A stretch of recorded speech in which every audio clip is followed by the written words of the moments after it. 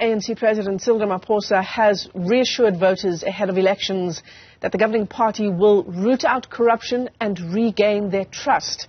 This comes ahead of the party marking its 112th birthday this week. Ramaphosa also warning party supporters that social grants and the National Student Financial Aid Scheme might be at risk if the party doesn't stay in power. Let's unpack this further. We're joined this morning by the ANC Veteran Snuki Zikalala. Mr. Zikalala, it's great to talk to you this morning. Thanks for coming on. 30 years is usually the timeline given for liberation movements to stay in government, right? What's it going to take for the ANC to break that mold? Well, it's a fallacy that 30 years, after 30 years, liberation movement will cease to exist.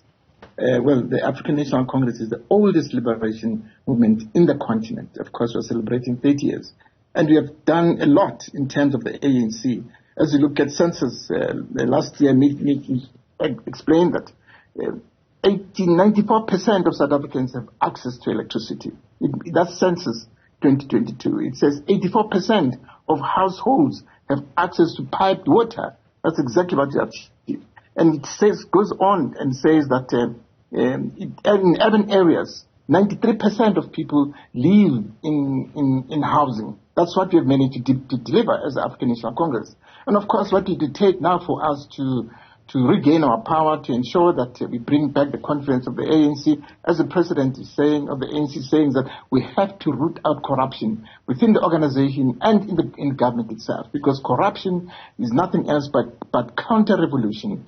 It denies ordinary people to access their well-deserved benefits and for the ANC to deliver on its set objectives. That's what one of the primary objectives of this coming year. And we as veterans will definitely ensure that we assist the organization and government, that we root out corruption. And of course, we are currently involved in all structures of the ANC, from branch level, regional level, provincial level, and at national level. And we as Veterans League are also involved with the Oliver Tambo School of Leadership, where we are going to ensure that those who join the African National Congress are credible and people with impeccable credentials and people who've got no criminal records at all.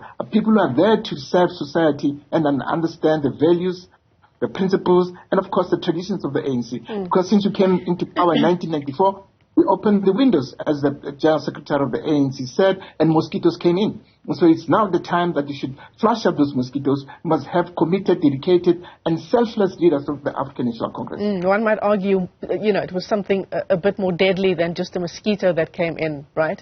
But the ANC president has himself talked about the issue of trust and the fact that there needs to be a regaining of trust of South Africans on the part of the African National Congress. It doesn't help that the Secretary General just this week, Fikile Mbalula, admitted to breaking that trust, admitted to defending the indefensible insofar as former President Jacob Zuma's Nkandla upgrades are concerned, even going as far as to say and admit that MPs lied in Parliament about it. What kind of battle is that regaining of trust going to be? Well, I think the Secretary General will have to answer, and so I can't say much about what he said because of the NEC of the ANC. We have not discussed that matter. I've heard about it. We've seen the clip. I think it's a matter which we will discuss, but I think he got more excited. I don't know what excited him, and it's unfortunate that it went that way. But what we are saying as the Veterans League, that is why we are saying the candidate list of those who are going to be nominated to go to provincial and national legislatures, we have to put in stringent measures. What we are saying, the criteria we have set as the NEC is that people who have got criminal records are not eligible. People involved in gender-based violence won't be eligible. And people who have malfeasance and have been involved in criminal activities won't be accepted as provincial and to the provincial legislature, national legislature. We as veterans were adding is that those who are implicated in the Zondo Commission, in VBS commissions, and also in other commissions, unless they have appeared in front of the Integrity Commission, and if the Integrity Commission has referred to a DC, unless they've gone through the disciplinary process of the ANC, they are not going to be eligible to stand in as candidates for provincial and national legislatures. We are very clear on that. because we want to regain trust of society. Society will not vote for us, will not give us another chance to govern on their behalf if we put in same people who were standing in front of the Zondo Commission, who some of them were accused of malfeasance.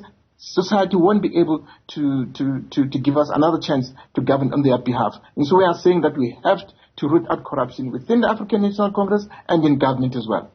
Mr. Zikalala, surely you cannot gloss over the comments of the Secretary General of the ANC by just saying that he got excited in the moment.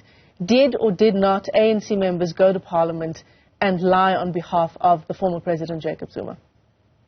Well, I was not in that fifth administration, and as Veterans League, by that time the fifth administration was there, we are not fully involved in the affairs of the ANC, and so that's a matter which we will have to discuss with the Secretary General, what made him to say that. And so I'm saying that currently I can't talk for him. The ANC will have to take that determination. Of course, it was wrong for him to say so. It's unacceptable to do that, because that is decampaigning for the ANC. And so what we are saying as veterans, we are going to ensure that credible people are committed to the rule of law in this country, because that's a commitment that we have to show to the public, that we don't have to lie in Parliament, don't have to lie in state organs, we don't have to squander state resources. That's what we have to commit ourselves to society. And so I think the issue of the Secretary General, it will definitely be dealt with, in as far as I'm concerned. Yeah, all of the issues that you've listed, one would think it goes without saying, right? That you don't lie in Parliament, you are committed to the people of South Africa, and so on and so forth. Let me thank you for your time this morning. Snuki Zikalala is an ANC veteran joining us this morning.